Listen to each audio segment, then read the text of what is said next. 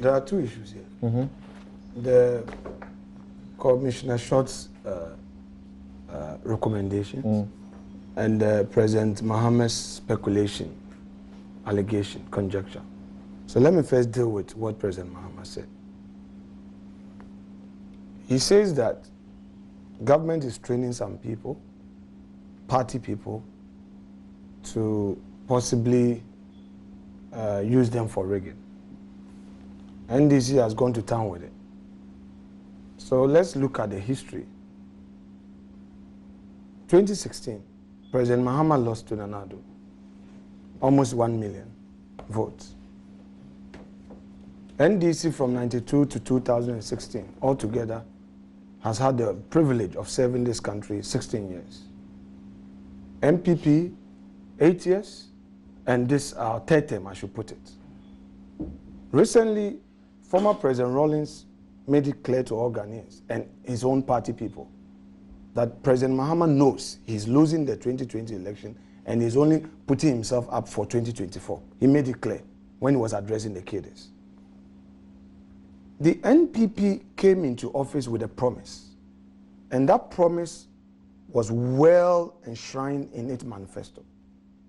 So far, I would want NDC, Sami, to sit with me, pick our manifesto. I pick the same manifesto, we start marking. Free SHS, have we implemented? Issue of addressing the unemployment situation, at least the NAPCO policy to, in the interim, give some relief. Have we done that? The privatization drive, have we done that? I'm saying that this was brought in as a diversion. And unfortunately, it has become a matter of discussion. But really, Sami, look at all the factors. Do a reality check. Ask yourself that, do we need party tax to frustrate you, to enable us win? We don't. This government is going to win. They are telling you they saw what happened at Ayawaso. Intelligence that was never followed. Allegations that they claimed that they were going for a cache of arms or whatever it is. They never pursued that. And yet we know the results. Samson, at the risk of being repetitive, I'll reiterate that point made by former President Rawlings. And I am using this to question his sincerity in the submission he's made, alleging that this government intends to frustrate him in the 2020 election.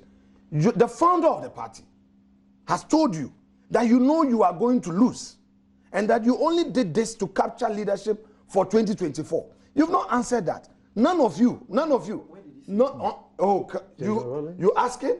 So you are also diverting from. No, I'm not diverting. You say this is diversion. Look, when you are doing cross-examination, credibility test, the witness, the one, I'm trying to put to you that the one who has made that allegation. So let's agree that does now not meet that test. From so far, he knows he's losing the election. He needs to lose. Let's agree. Look for let's excuses. put the issues in perspective. That so far, this is the agreement, somewhat, that there is a group that has been trained in Asutuare. Is being trained. June, July. No, you can't show again that there's a training going on now. Now we have come to understand. Forest guards. Yeah, we have come to understand that the claim that they are MPP tax being trained to unleash mayhem during the elections may not be accurate, and that the fact actually could be that they are, some of them may belong to the MPP, and they have been employed by national security, and national security is now training them for the purposes of its operational work. Here is now the question. Yes. This is the same situation that we set up a commission that says we should stop. We're rejected by a white paper. Do you see the danger as Kofi Bento sees? Samson. In fact, Baku sees. He himself sees.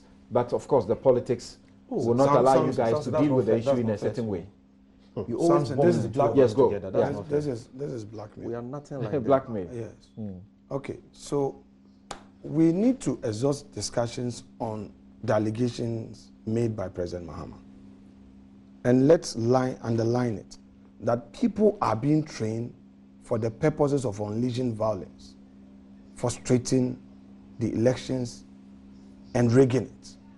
These were the allegations. So let's exhaust discussions on it. And I'm saying that from that viewpoint, can he say that the allegation made by President Rawlings against him, that he knows he's going to lose, hence he's just taking over, he wants to, as it were, create certain impressions so that when he loses 2020, he will say that, oh, you know, there was rigging, so give me another opportunity in 2024. I'm saying that having heard what President Rawlings said, and having heard the deafening silence of the NDC on that very serious matter by their founder. This is a red herring. And the sudden statement by President Mahama alleging that this is likely to happen to him, I'm basically saying, look, he's just acting as a bad loser. He's seeing defeat ahead of him, only wants to use this as a diversion, create a certain impression that, oh, if I lose, it's not because Ghanaians have rejected me for the second time, but it's because somebody trained somebody to frustrate me. And that is unfair. Do you think you are taking the electorate for granted? How?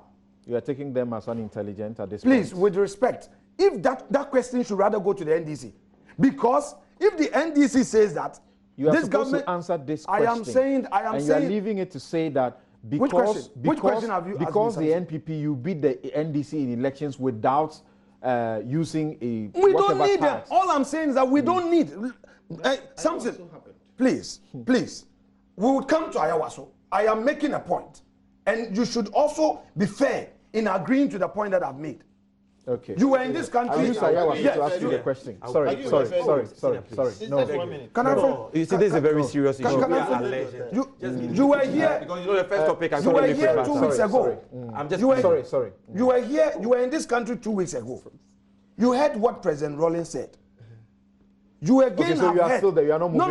No, I'm moving. You have again heard what President Mahama has just said, and I'm telling you that politically, that statement must not be given weight. Oh, okay. It is to serve that political convenience. Okay. Now, on the substantive issue, you want to ask vigilantism in our body politic. It's a threat to our democracy.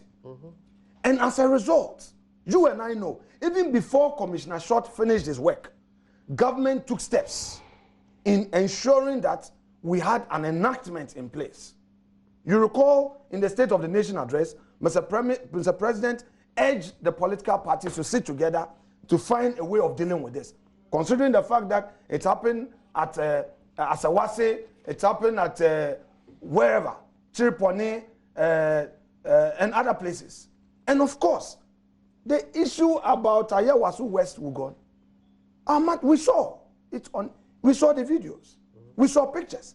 I'm saying that we now have that law in place. There are punitive measures that even if somebody commits an offense, you, the General Secretary, a principal officer of the party, will be liable. Is there? What happened to double? I am saying, please, with respect. It's just a question. Kofi, The recommendation. Kofi, Yeah. Kofi, Ask the police to investigate. But are they investigating anything? Because of Kofi, position, let so Kofi I'm helping Kofi. along. We don't know. He's been left off the hook. Sometimes I will plead for just 2 minutes. All right, I'm sorry, but Samson, we won't be able to Samson, take any further time. Samson, if these things are supposed to continue, We've been talking and talking and talking. He's talking to me. He's not talking to you. He's not talking to you. so I'm saying that if we are to the issue of vigilantism is a concern, which is a concern to all of us. In 2012, physically, broad daylight, I was pushed into a gutter by a known NDC activist. He's still there in Winneba. 3 days to election. He saw me, pushed me into a gutter. I was nearly killed. I was campaigning at Akosua village. Hoodlums came with knives, machetes, guns. When they were arrested, the MDC at the time, may his soul rest in peace, ordered their release. He signed the bill. May his soul rest in peace. So I am saying that anything that threatens our democracy must be condemned. It must be condemned because I have seen it in opposition. Right. I experienced that pain. Thank you very much.